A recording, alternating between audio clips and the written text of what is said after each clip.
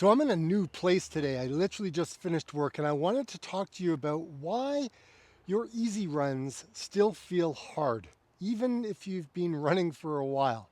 And it's a question that I've had for years. And, knowing what I know now, it really kind of makes things easier to understand. So if you've ever felt like your easy recovery jog is a hot mess of a run, I get you. You're not alone. And believe it or not, there are Olympic athletes out there that, can go for a sub 5 minute mile, 10K, and her easy days are about 8:30 per kilometer, or sorry, per mile. And that's according to Runner's World. I think I'm going to get eaten alive when I'm on this trail. Don't know actually where it's going, but we'll see what happens. So look, even elites struggle with pacing strategy when it comes to runs sometimes. Now, if the pros have trouble dialing it back, it's no shock your easy days feel hard. And it's why your easy runs might actually be too hard. And how heart rate training and sneaky overtraining plays tricks. And even how extra weight or missed recovery can crank up the effort. I've been there. And I've gone through all these things. Sunday mornings, I would go for an easy run at an easy pace, say 11-minute miles. And not only do I feel spent and defeated, I was like, why am I panting on a recovery run? What the heck is wrong with me? And a number of years ago, in the summer afternoon, I finally realized my watch said zone 2, but I was basically sprinting up a hill. Even slow speed uphill will spike my heart rate. And that day I learned heart rate, pace, and how you feel can totally be mismatched if you're not careful. Even talking can affect things. Eventually, I had to come to the realization that something deeper was going on, not just my workouts, but all of my workouts. I was unknowingly dragging fatigue from run to run. The results, my legs felt like they were lead even on easy days. Let's break down some of the real culprits, starting with some of the basics. First off, let's define easy because it's all different for all runners. Now, which way should I go? Left or right?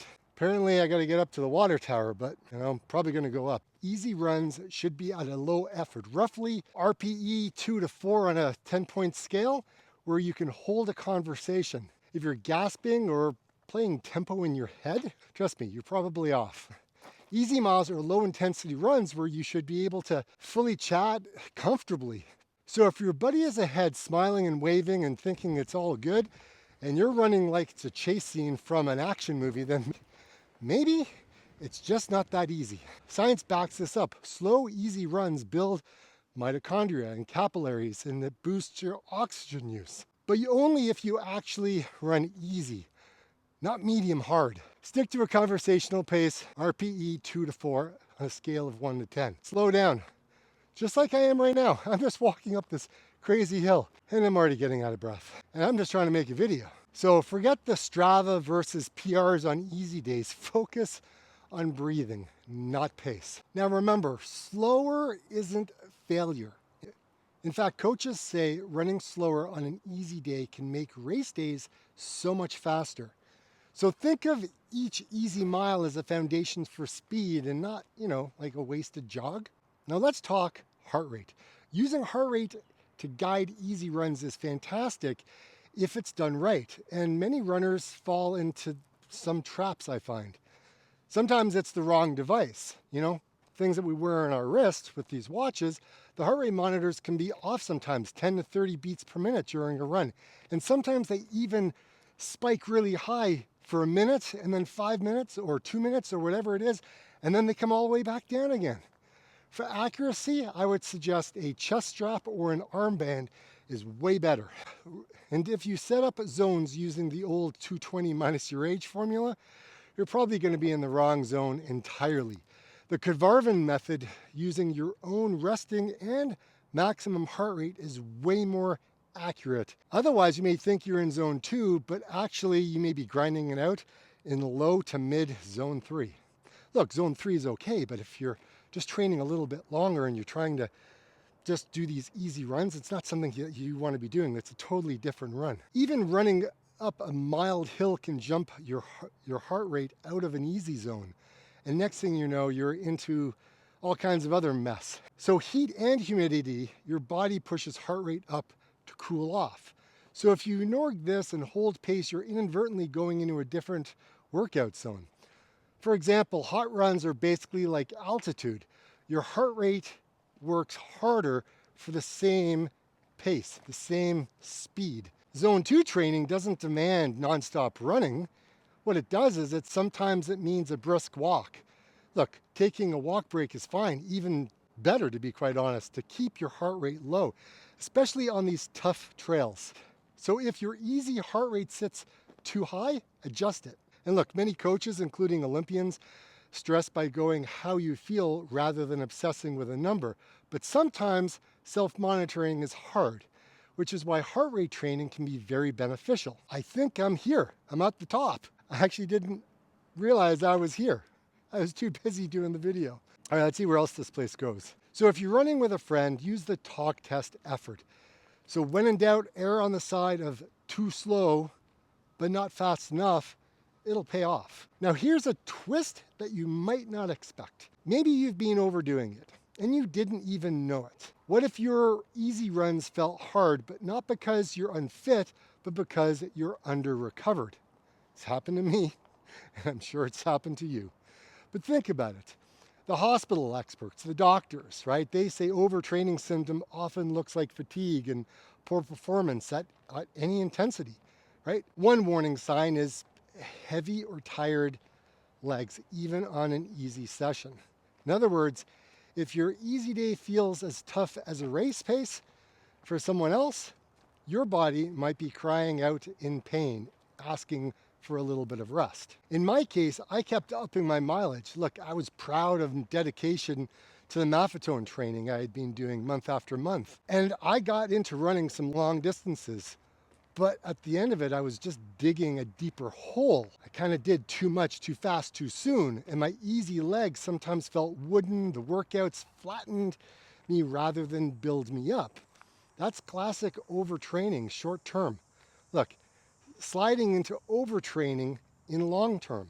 Remember, signs like persistent soreness, sleep issues, or no joy in your runs can all be a hint of overtraining. And I've been on a lot of those. So if it sounds like you, slow down your training even more and prioritize rest.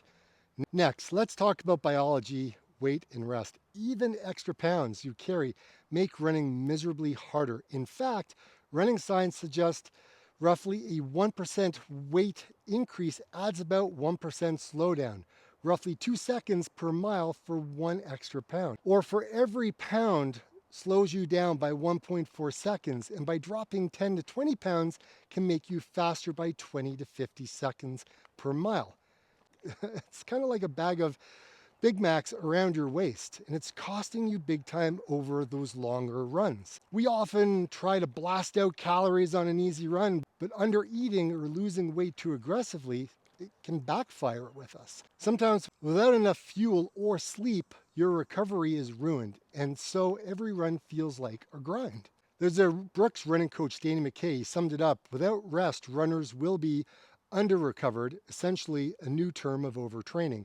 And no amount of treadmill miles replaces sleep and fueling, or even yoga for that matter. In practice, that means protect those rest days. Hydrate, eat enough fats and carbs on easy days to refuel the glycogen in the fat stores, and aim for 7 to 9 hours of sleep. Look, you'll want to avoid cumulative fatigue and find your easy pace feels easier. A little sweet potato won't make you fat, but it might just make your next run a little bit faster. Test. Okay, so it's action time.